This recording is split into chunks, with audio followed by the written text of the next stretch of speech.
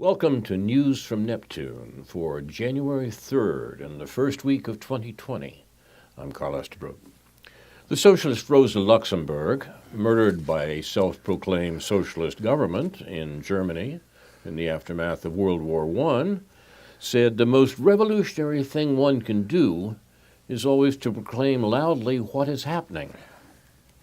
Remarkably enough, we seem to be verging on a discussion in this country of what the term socialist means.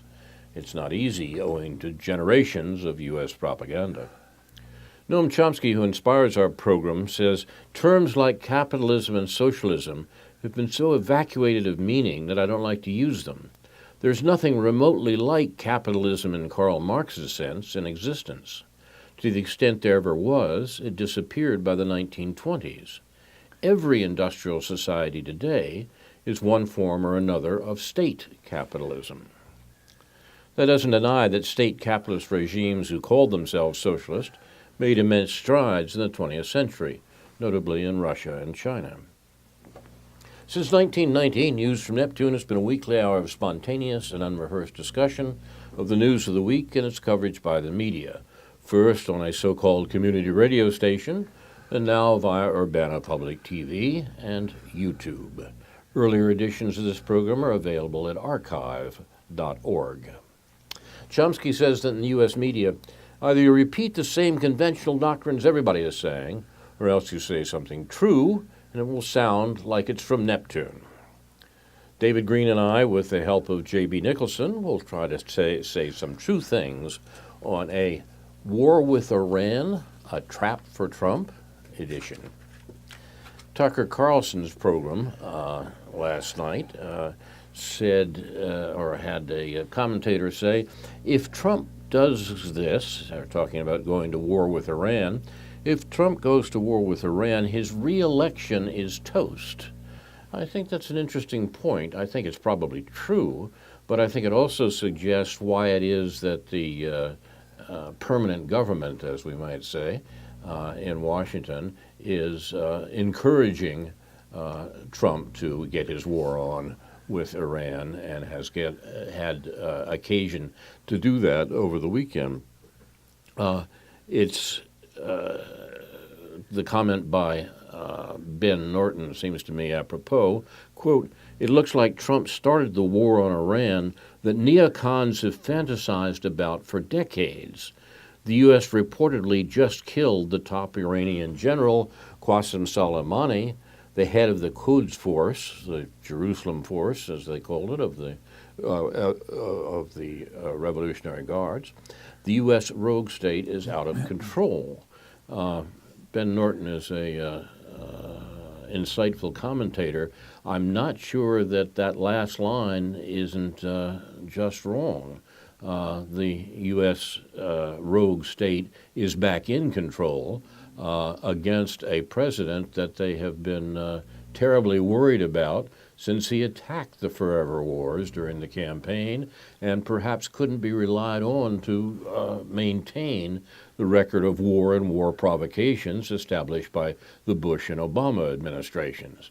Now they've got their war, so it looks like, and it could indeed be quite serious and a very serious matter for the country as a whole, for Iraq and Iran as well, and indeed for the world as a whole. The little problems of the President of the United States recede into the distance in the face of the crimes by the American political and military establishment.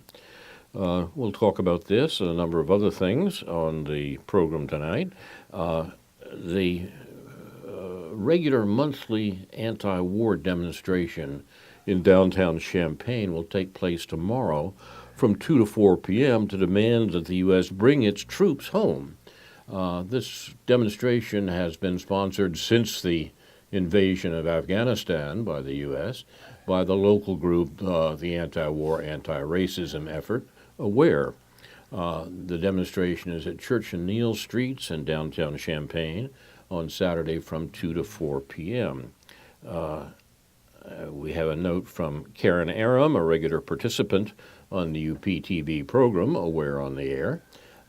She writes, "Aware, folks, we need to do this one, not just as our regular Saturday of the Month demonstration, but in solidarity with Answer Coalition in their National Day of Action, U.S. Troops Out of Iraq." Code Pink is joining them also.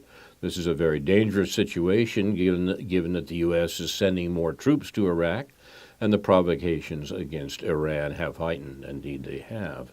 The American people need to take action and demand the U.S. get out of the Middle East.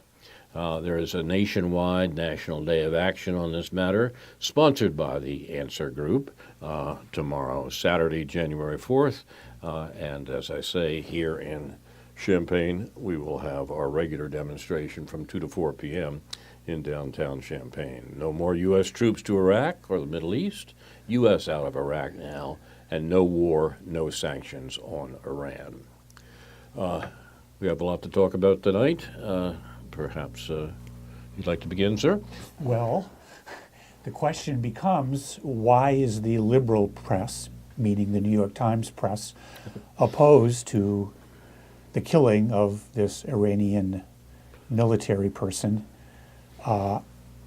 in Baghdad? Why are the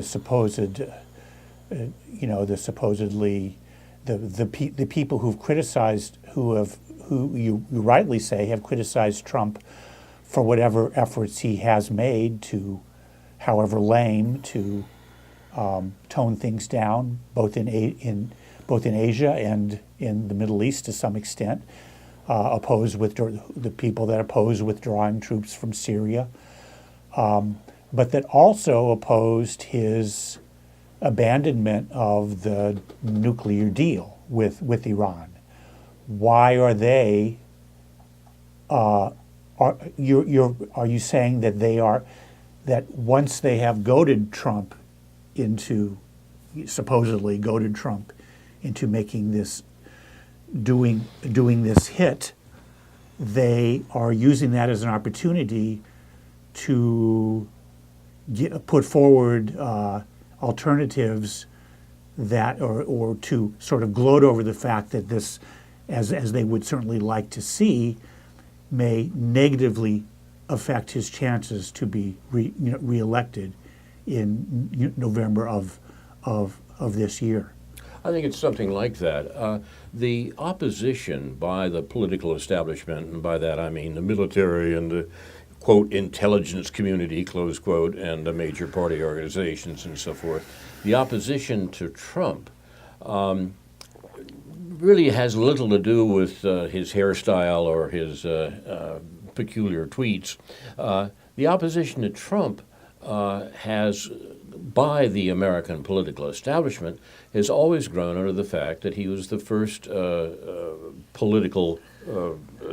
first presidential candidate of a major party in 40 years to criticize the neoliberal and neoconservative policies of all recent administrations. And that specifically has to do with the war policy. It's no accident that Barack Obama was the first American president to be at war throughout 2 presidential terms. Nobody had ever accomplished that before. American foreign policy is based upon using war and war threats, war provocations, to keep Russia and China in line.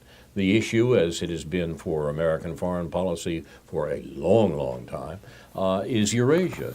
The U.S. is bound and determined that, as the late Zbigniew Brzezinski wrote, no peer competitors, that is equal opposition, should arise in Eurasia against U.S. economic control of the world, which it inherited after the Second World War. What's happened is that for the first time in a long time, there has been a criticism of this settled American foreign policy goal in the course of a presidential campaign. That happened in 2016, and Trump, perhaps not realizing what he was doing. I mean, the erratic character of the Trump campaign may be finally to blame here, but Trump actually criticized this foundation point of American world domination, which is what it is, since the Second World War. And that was his original sin. That's what set the American political establishment off.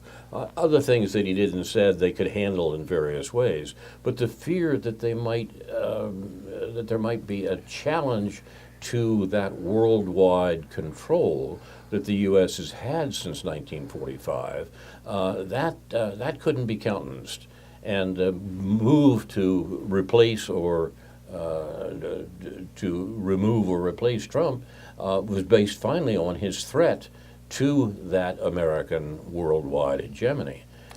So why aren't they happy with this now? Why aren't they happy with that he's ratcheting things up? Why is David Sanger, the the national security correspondent of the New York Times, writing? Not from his own voice, but referring to other Atlantic Council type neocon voices that this isn't such a good idea to kill this guy because it might lead to war. What is all this jumping around? I mean, Trump has from the start opposed the Iran deal. He's supported Israel. He's ratcheted things up there. He's helped to create the circumstances by which this sort of thing could happen. And so I don't quite understand why you're seeing him as a kind of victim in this process. Well, victim is a little difficult to say. It's a little difficult to see him as a victim. I quite agree. But I'm more interested in the reaction of the American political establishment as a whole than I am in Trump's reactions. The American political establishment as a whole is scared that Trump might depart from the settled belligerent policy, belligerent foreign policy that America's had for a long time. That's the real worry. And what they have done here is, in fact, manipulate the government into a possible war with Iran that has been threatened for the longest time. Now, the U.S. Political establishment is worried about that. It wants the threat of war with Iran always to be there, as does the government of Israel. But the idea of actually carrying it out is scary. Iran's twice the size of Iraq. Iran has a serious military. That's debatable this morning in some of the I know what the comment that I think it was the angry Arabs said was that they don't have a serious navy, they don't have a serious air force, they have they have a ground army, but not a technologically sophisticated ground army. We know that from the 1980s when basically Iran and Iraq fought to a standstill, even though we were supplying Iraq at that time, but still. We were supplying Iraq, and Iraq was attacking a country that had just gone through a revolution, and with a military that had been immensely depleted by that revolution, and the American candidate, Saddam Hussein, was unable to carry out the war against a weakened Iran. So that should, that suggests why the American establishment is at least worried about a real confrontation with Iran. The idea of war provocations against Iran, of keeping Iran off balance, so to speak, of interfering insofar as possible with the Eurasian integration of Iran with Russia and China in a way that would be contrary to America's economic interests, that's all very much in place. But actually, to take it to the point of real fisticuffs with Iran, it's not at all clear that the American establishment looks forward to that. It wants the threat of war. It wants Iran under the threat of war and so forth, but it's not clear that it wants to go too far. The Iraq war was, in many ways, a disaster for the U.S. The cakewalk that the Bush administration advertised the war with Iraq would be, turned out to be a victory for Iran. It was Iran that profited most from the American attack on Iraq. The U.S. didn't. And now the U.S. is worried, at least, about the extent to which its provocations of Iran, which I'm absolutely happy with, might actually turn into a shooting war with a deleterious outcome Well, from part the of United States. part of the establishment would have been perfectly happy if Trump had kept faith in the Iran deal, in the Iran nuclear deal. I mean, they supported Obama. The opposition to that came from the Zionist neocon aspect of the Republican Party by and large, including inviting Netanyahu to speak before Congress Right. in opposition to Obama's support for the Iran deal. But I'm not quite getting how. I mean, are the members of the Atlantic Council going to show up at the answer demonstration in Washington D.C. tomorrow? I mean, I wouldn't hold my breath. I'm not trying to be difficult here, even though it may That's an seem like it. important But it's just I don't have any faith in the sincerity or the anti-war sincerity of Trump and his minions, and of the Israel lobby, and of the Republican Party, and of the neocons, and of the New York Times. I don't have faith in any of that. They all support Americans' pursuit of hegemony in the region, and I don't think Trump has deviated from that nearly as much as you seem to. Just he wanted to pathetically pull a couple thousand troops out of Syria, and there was all that brouhaha. Okay, I mean, nothing serious, no pun intended, has changed regarding any of this, and they're just fiddling. They're jockeying. It seems like if anything, perhaps they're just jockeying for political position vis-a-vis the presidential election at the end of this year. That's certainly true, and I'm not suggesting that there is a real division within the American ruling class or within the American political establishment, which works for the American ruling class, on how foreign policy should proceed. There's a complete agreement on how foreign policy should proceed, but some distinctions in tactics. Strategy is not at issue. The strategy is to keep the economic integration of Eurasia from happening.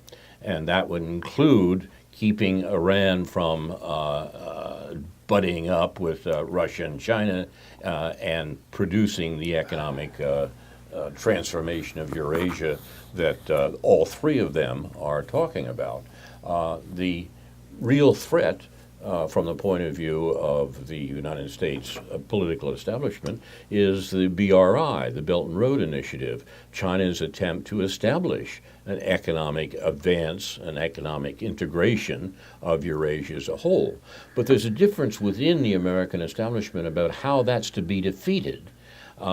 Some people have said that we should choose sides between Russia and China, support one and attack the other. These are people who have been around for a while on these issues. That is the view, for example, of Henry Kissinger. Is he still around? There we are. But the positions are still around. The tactical differences between the last administration and this one are overshadowed by their strategic agreement. What's happened, the reason that Trump has been opposed by the American establishment is that, in his crazy way, he said, "Look, we shouldn't be threatening war against Russia and China to keep them in their places," which, of course, what the Obama administration had been doing. And the Obama administration managed to change its own approach to say, "Well, look, we can do an agreement with Iran." In order to keep them from the embrace of Russia and China, the so-called Iran nuclear deal.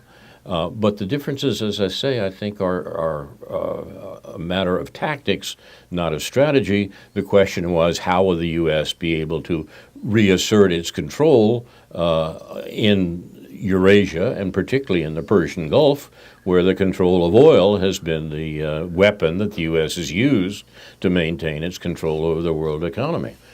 Get Iran back into the fold, get Iran back into the general, what Kissinger called the overall framework of order.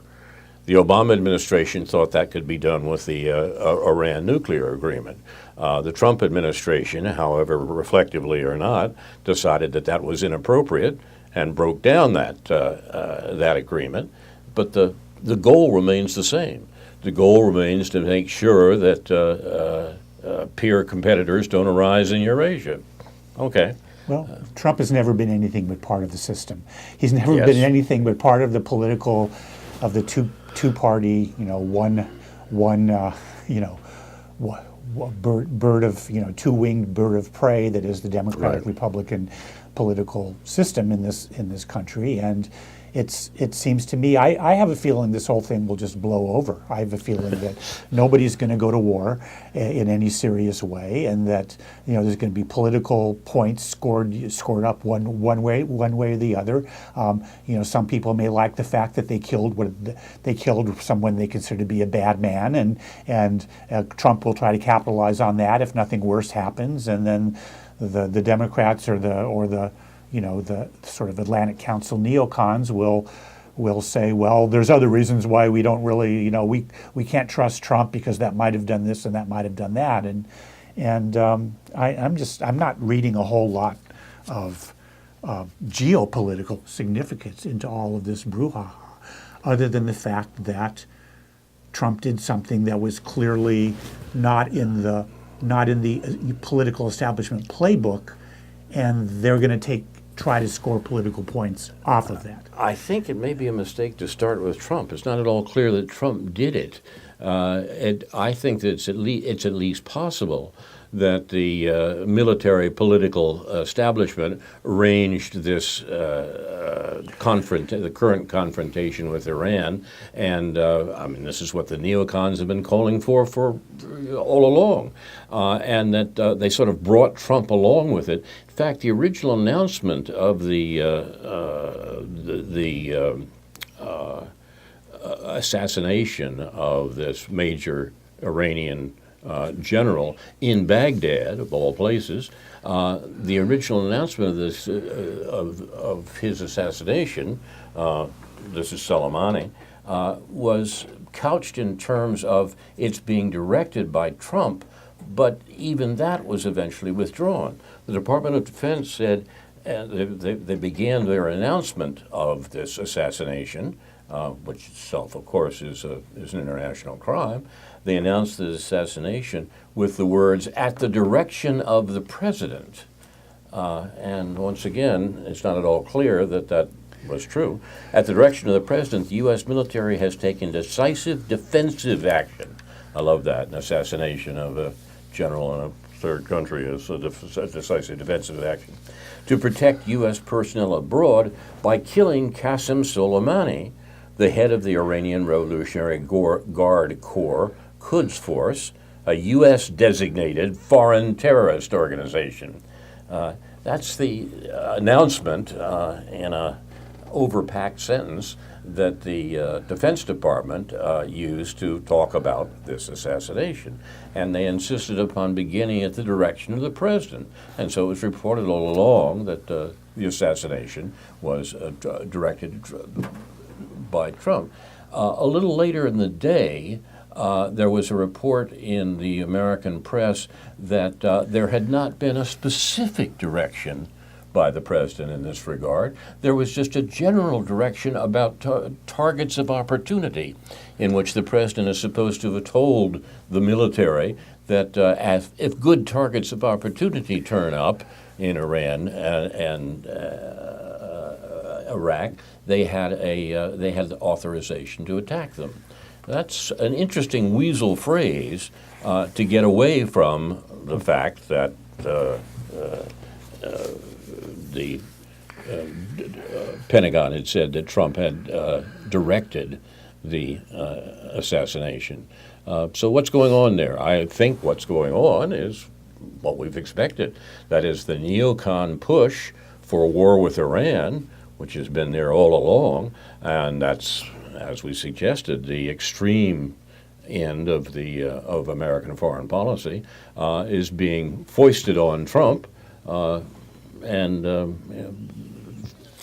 because of the fear that he's not reliable on these matters.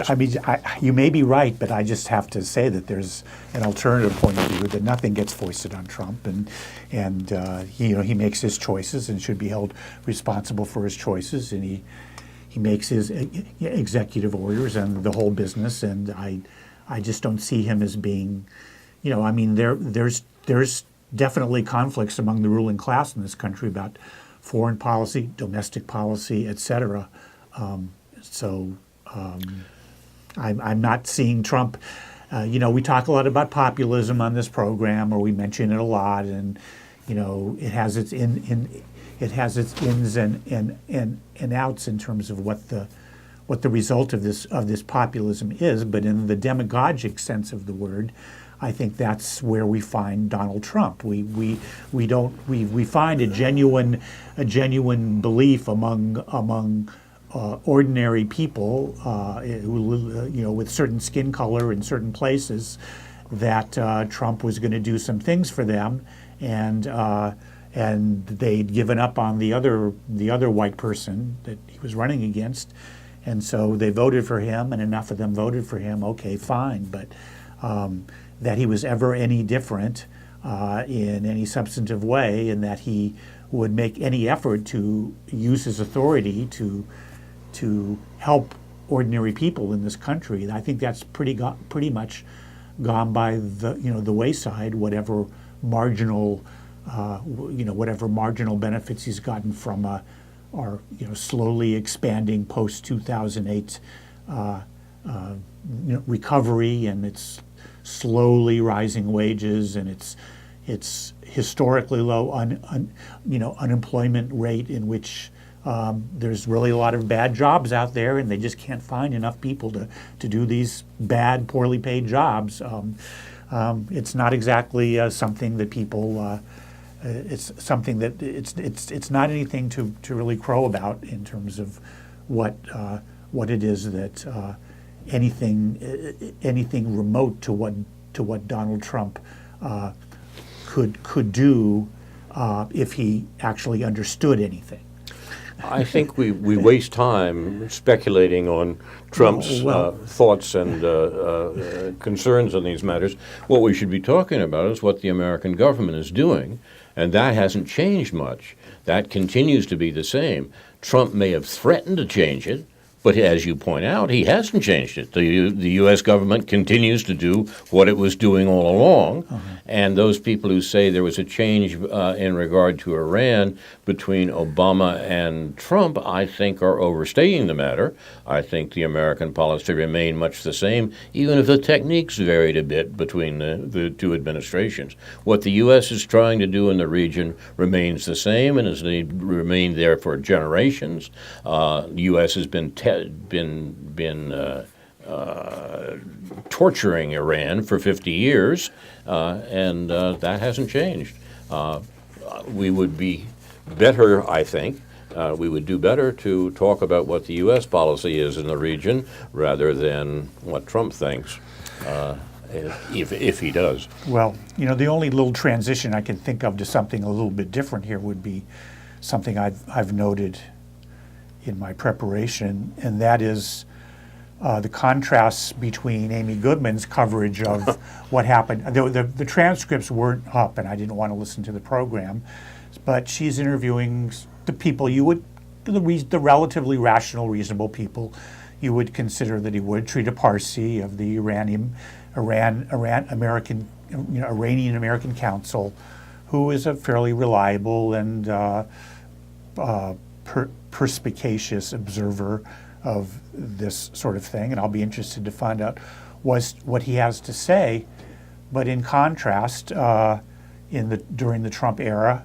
What we also have is a program in which Amy Goodman spent a couple, like 20 minutes at least, doing interviews of sort of Syrian regime change advocates, or sort of implicitly Syrian regime change advocates. One by the name of Yassin al-Haj Saleh, who, I've got some quotes here. I don't really want to read them because he kind of speaks a little broken English, and I don't want to sound like I'm making him look silly.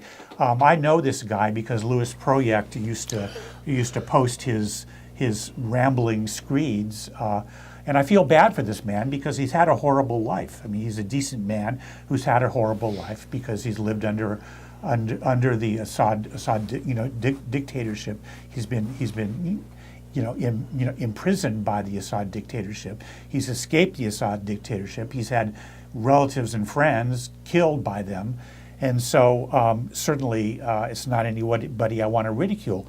But he doesn't say anything. He's being used by Amy Goodman and Nermeen Sheikh at Democracy Now!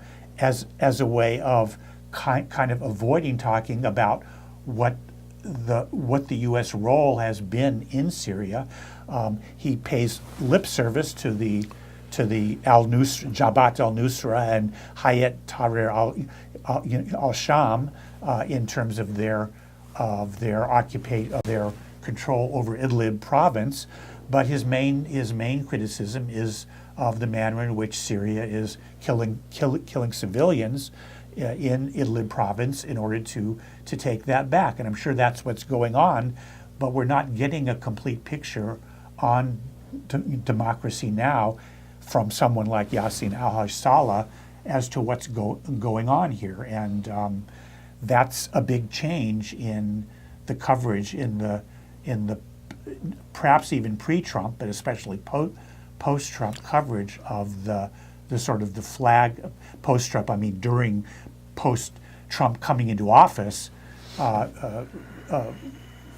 that's a big change in the way the media has been going, and so what you have here is the fact is that what people like the previously mentioned Ben Norton and Max Blumenthal and Aaron Mate have kind of had to create their own niche in the media, in the left media, that covers Syria and U.S. involvement in Syria and the U.S. support for the jihadist groups in Syria and the Saudi-funded and to a certain extent Turkey-funded groups. Gets complicated when you start talking about the Kurds and so forth. But Amy Goodman just isn't making any effort to get to the bottom of this. She's just promoting a kind of a modified regime change party line, and that's not a good thing. No, it's unfortunate. Lo, how the mighty have fallen. And I expect it's only going to get worse as the year proceeds, as the Democratic Party picks its candidate to oppose Donald Trump. There are some commentators, I think, in that disarrayed left of the American press who still managed to say some interesting and important things about this in spite of the vast departure of people like the folks behind Democracy Now! One is this column called Moon of Alabama. The author of this has an interesting background himself, but has written the best thing I've seen about the murder of Suleiman, the assassination of Suleiman, that took place on this weekend. They point out who Suleiman was, for one thing. Suleiman was responsible for all relations between Iran and political and militant movements outside of Iran. Haj Qasim, the first is the title, we're talking about this man, Suleiman, advised the Lebanese Hezbollah during the 2006 war against Israel. His support for Iraqi groups enabled them to kick the U.S. invaders out of Iraq. He was the man responsible for and successful in defeating the Islamic State in Iraq and Syria. In 2015, Suleiman traveled to Moscow and convinced Russia to intervene in Syria. I don't know how, I wasn't aware of that. That seemed to me to be an aspect of his career that may be open to question. But in any case, he was involved in all these things. This is not someone who is on the periphery of what's going on in the opposition to the United States in the Middle East. His support for the Houthi in Yemen enabled them to withstand the Saudi attackers, who of course were backed by the United States. Soleimani had arrived in Baghdad, this is on Sunday, arrived in Baghdad on a normal flight, a commercial flight from Lebanon. It wasn't a military flight at all. He came to Baghdad, came to Iraq on a commercial flight. He did not travel in secret. He was picked up at the airport by Abdul Mahdi al-Muhandis, the deputy commander of the Al-Hashid al-Shabi, an official Iraqi security force under the command of the Iraqi prime minister. This was, in other words, an official visit, but was not a visit in force, so to speak. The U.S. was aware of his travel, apparently, and attacked him in the Baghdad airport. The two cars they traveled in were destroyed in a U.S. attack. Both men and their drivers and guards died. Both men, their drivers, and their guards died.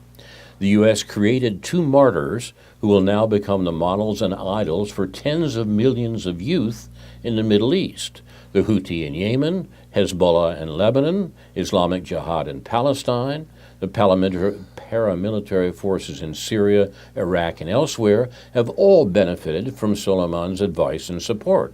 They will all take actions to revenge him. By the way, there's an interesting account of Soleimani's military career on the that I will from the column called The War Nerd, which in spite of the name is extremely good and well informed. I'll post that too on the Facebook page for News from Neptune. The Muqtada al-Sadr, the unruly Shia cleric who commands millions of followers in Iraq, has given orders to reactivate his military branch. Between 2004 and 2008, the Mahdi forces fought the U.S. occupation, that's his group, Mahdi, fought the U.S. occupation of Iraq, and they will now do so again. The outright assassination of a commander of Soleimani's weight demands an Iranian reaction of at least a similar size. All U.S. generals or high politicians traveling in the Middle East or elsewhere will now have to watch their back. There will be no safety for them anywhere. No Iraqi politician will be able to argue for keeping U.S. forces in the country.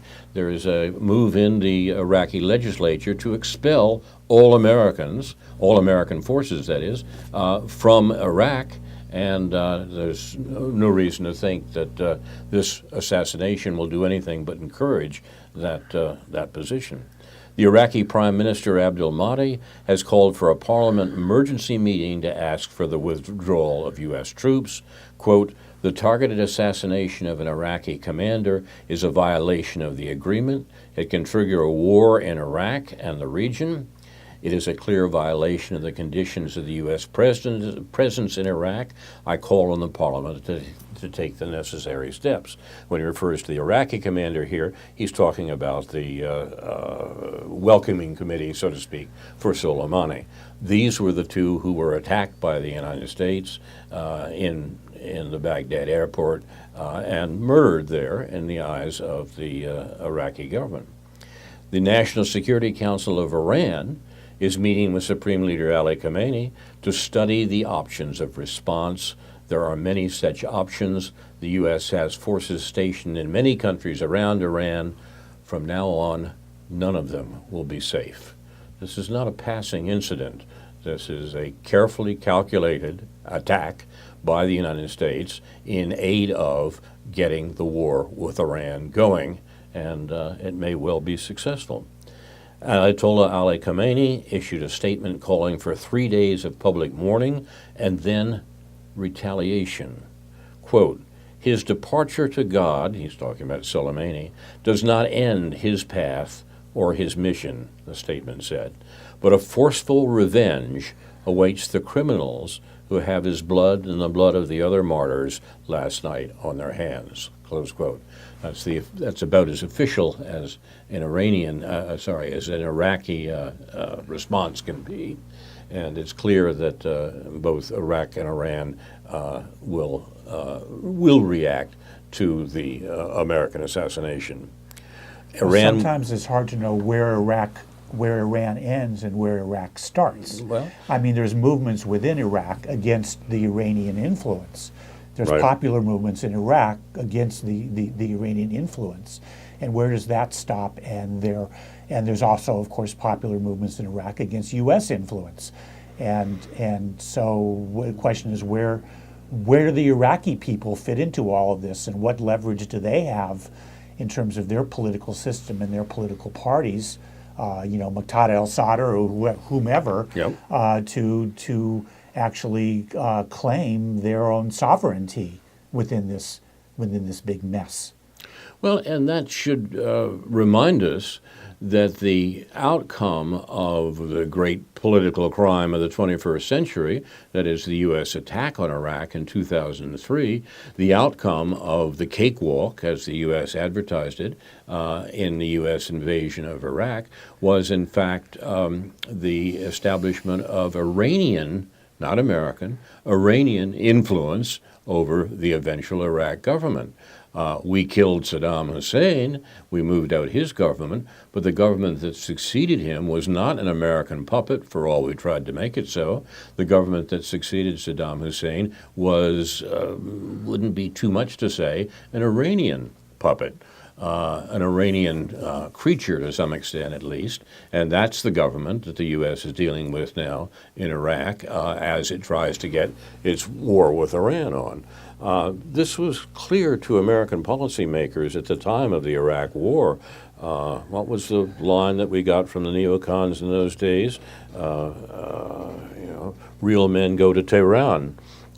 That the war with Iraq was Pearl or somebody exactly like that. The war with Iraq was fine, but the real goal remained Iran, as it has been for more than a generation. I don't know if you. I know I sort of interrupted you there. I don't know if there's anything. Okay. No. So, well, let me just, in the time that's remaining, in the 20 minutes or so, 15 minutes perhaps, let me just sort of see if I could shift gears here a little bit.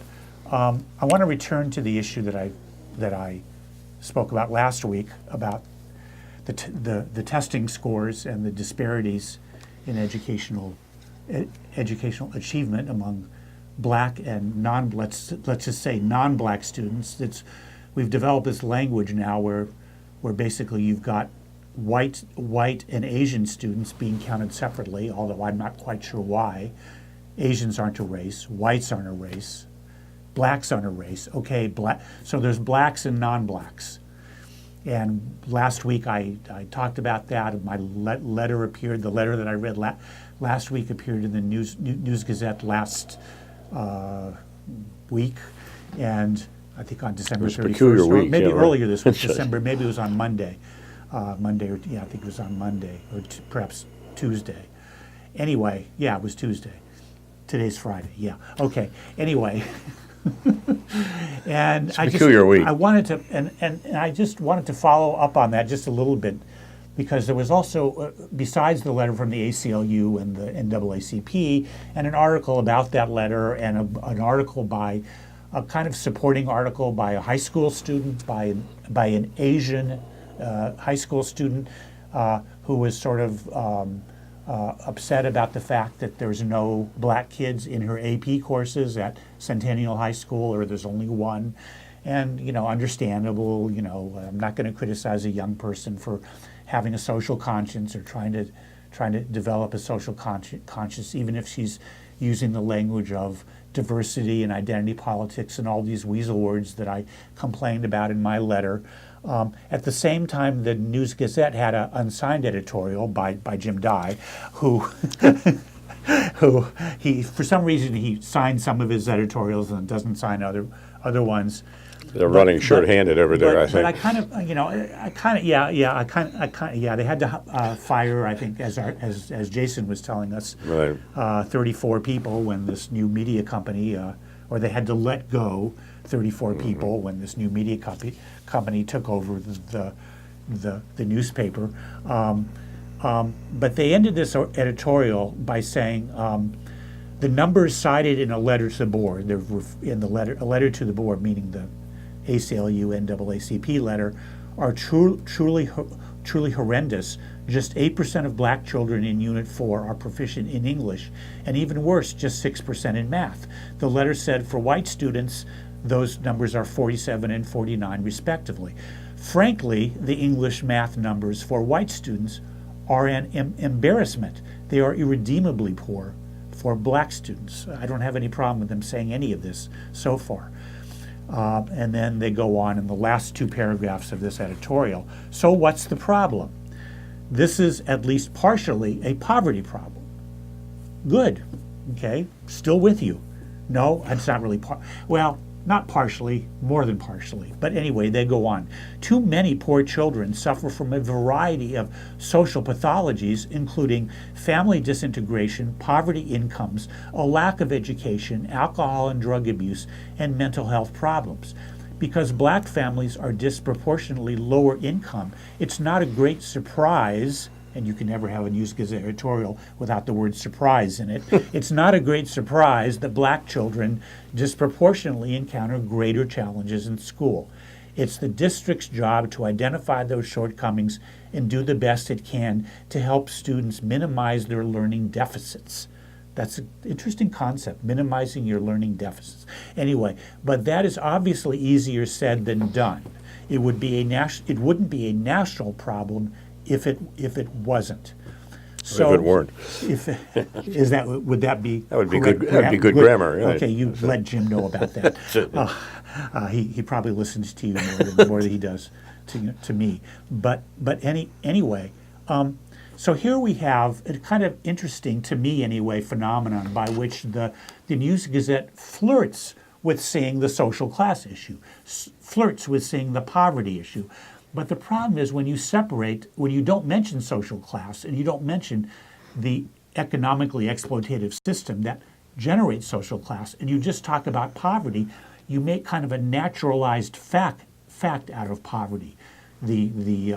The fancy Marxist word is you reify poverty. You make something that is, you make a concept too concrete. And so anyway, when you throw the poverty problem into this basket among social pathologies related to family, education, drug abuse, etc., you minimize the fundamental nature of that problem. It isn't that if we solved our exploitation problem, it isn't that then you would solve mental health problems. There's always going to be mental health problems. They're not just going to be the same kind. There's not going to be the kind of consequences that you have in this economically radically unequal society, which is why I'm so critical of both the liberal perspectives of the NAACP and the ACLU. I think they're unfair in imposing their criticism on teachers and schools as if anything can be really done about this without fundamental social changes.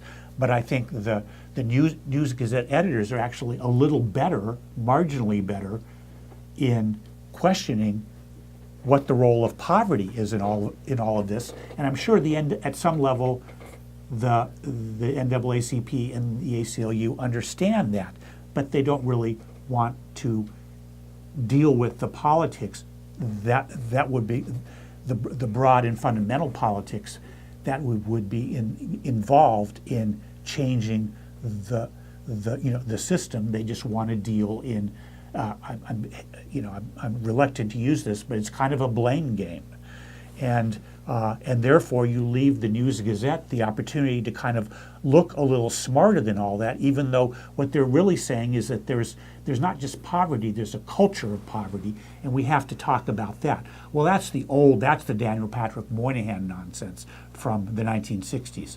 It's not just the black family, it's not the culture of poverty. It's poverty, and poverty comes from social class. People need more money. People need free health care. People need free college. People need services. And I'll beat you to it here, Carl, for a change. People need a universal basic income. Okay. Even though I would argue with you have about, problems with about that, yes. all that. A little problem, but still, I'll throw it in there just so you don't. But don't you're have already to- giving the game you away by don't- you saying don't- people need yeah, money. People so- need money. Yes, right. Right. But I mean, people need money in kind money. I mean, they need free preschool. They need a good, better Social Security pension than what they've got. They need lots of things, but people need a shorter work week. People need lots of things, and the News Gazette doesn't really want to go there. Right. It just sort of wants to, in common sense terms, quite rightly question the fact whether schools can do anything about this. And I'm in the schools a lot, and they can't. That's my view of it. And it's important, I think, in terms of understanding what the problems really are, and that curing the problem of disparity, the problems of disparity, is not enough, and that the inequality, in the sense of the access to resources, money, is the problem we're dealing with. And to say that we can solve that by making sure that the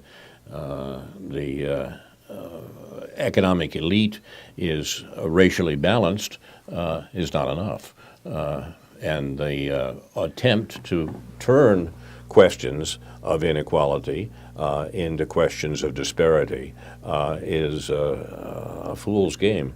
Well, yeah, questions of disparity rooted in discrimination, Exactly. as opposed to Exactly. exploitation, as we say every single week on this program, Well- or disparity of an intentional and structural nature, supported by policies of both parties. And I would just add to that, and I think this relates to this argument. The purpose of the New York Times 1619 project is to support the kind of is to actually avoid or to support this discrimination or racism narrative, this sort of, again, Afro-pessimist narrative that I spoke about last week. The support of Aaron and Carol Ammons of the 1619 project, either wittingly or perhaps unwittingly, adds their voices to the support for not addressing fundamental issues of the groups of people that they claim to represent in their support for the 1619 project. And if you don't believe me, then you can go on the WEFT, W-E-F-T website and listen to their show Higher Ground from December 21st, just the first hour of it.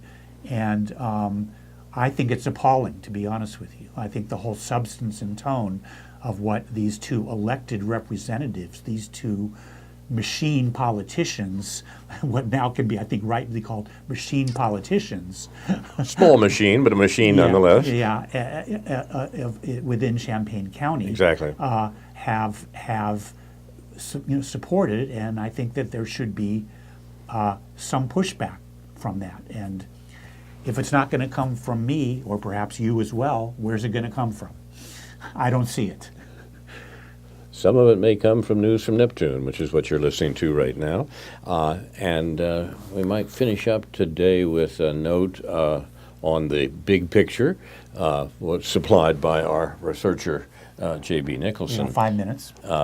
And that's about the publication of a book that we won't see in English for a little while yet, but is concerned with these overarching questions that we're talking about here.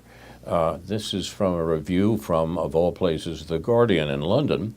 6 years after being catapulted to fame with a blockbuster about the concentration of wealth, the French economist Thomas Piketty has returned with an epic new book on capitalism. Abiding by the rule that every bestseller demands a follow-up, Capital and Ideology expands on the themes sketched out in Capital in the 21st Century. That was the book that made Piketty's reputation, which sold 2 million copies worldwide after its publication in 2013.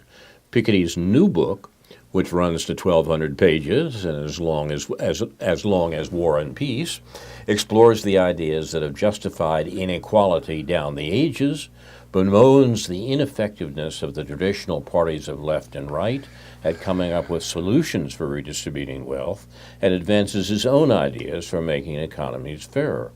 The book is released in France last month, but English language readers will have to wait till next March for the translation. I mention this because Can't they just Google translate it in like 10 seconds? yeah, I think the length may be daunting. Okay. Most of the Google translations, are a paragraph or so. This is 1,200 pages. So God. Oh my God. Thomas. Piketty's first book, Capital in the 21st Century, was indifferently translated in English, by the way, was more perhaps talked about than read, but it should have been read because it was a very good account of the state of capitalism, the capitalist economies of Europe and America as they exist today, and some real proposals for dealing with the accelerating concentration of wealth in this country, the concentration of wealth that David mentioned a moment ago, that one of the effects of which was the production of the Trump presidency. But in any case, the new book is worth considering and talking about because it takes up the ideas of the first one, which seemed to me at the time to be very much worth attending to in regard to our current situation. Among the proposals in the book, that's the new one, are that employees should have 50% of the seats on company boards, that the voting power of even the largest shareholders should be capped at 10%, much higher taxes on property, rising to 90% for the largest estates, that is, inheritances, a lump sum capital allocation of, more than $100,000 to everyone when they reach 25. That's kind of interesting. It's and an individualized carbon tax calculated by a personalized card that would track every person's contribution to global warming. Strange and interesting suggestions, and certainly worth arguing about. An interview with a French weekly, Piketty made no apologies for the impact his ideas would have on the stock market. He said, yes, it will also affect the price of real estate that is crazy in Paris, and it will in London too, and some people would say New York and San Francisco and elsewhere as well, and it will allow new groups to become owners and shareholders. Close quote. Capital in the 21st Century, Piketty's first book, with its references to Jane Austen, Piketty's well-read, proved to be one of the few books on economics to appeal to a mass market. It drew comparison with John Maynard Keynes' 1936 book, The General Theory of Employment, Interest, and Money, as its reputation spread during the period of weak growth that followed the financial crisis of a decade ago. But Piketty's work has so far proved far more popular with readers than it has with governments. No surprise there. The General Theory, Keynes' book, was the template for the full employment policies pursued by most Western governments in the decades after the Second World War, whereas Piketty's call for a global wealth tax to counter inequality has not been heeded. No surprise. I think it's worth saying that Piketty is, yes, a sort of post-Keynesian, but not Marxist, and that David Harvey is a Marxist analyst. And in his most recent podcast, Anti-Capitalist Chronicles, Harvey concluded by saying that capitalism, for better or worse, is the system we have now, and it's what we need to put food on our table every day. It can't simply be the capitalist system we have can't simply be gotten rid of. It has to be replaced, but it has to be replaced in a very considerate fashion. So that's a kind of interesting thing to contrast Harvey's Marxist perspective from Piketty's Piketty's perspectives, which will be criticized from the left or from the Marxists, so to speak. So maybe we can take that up again on a future program. And it is the discussion we should be having in general as these major changes rumble around beneath the surface. Populism, which David mentioned a moment ago, is not a passing fad, but a real indication of what's going on in the world at large, and is going to have to be dealt with in some way, in one way or another, or in several ways perhaps, in regard to the resistance of the present ruling groups to any change. The change is coming. The press is there. The push is there. The question is what's going to be done in reaction to it. And part of the problem begins by calling things by their right names, by trying to understand what really is going on in the demands that are subsumed under the title populace that we see around the world. More of this anon. You've been watching News from Neptune for the first week of 2020. A war with Iran, a trap for Trump, ? Edition. Martin Luther King, in April of 1967, pointed out that the greatest purveyor of violence in the world today is our own government. That was true a half-century ago, and just as true today. News from Neptune is presented by Carl Estabrook, David Green, and J.B. Nicholson. It's produced and directed by Jason Liggett and Kevin Lau. See the research notes from J.B. Nicholson on the Facebook page for News from Neptune. Inshallah, we'll be back with you next week with a new edition of News from Neptune to remind you, in the words of Edward de Vere in The Tempest, what's past is prologue, what to come in yours and my discharge. In the meantime, confusion to our enemies, and a good night to you.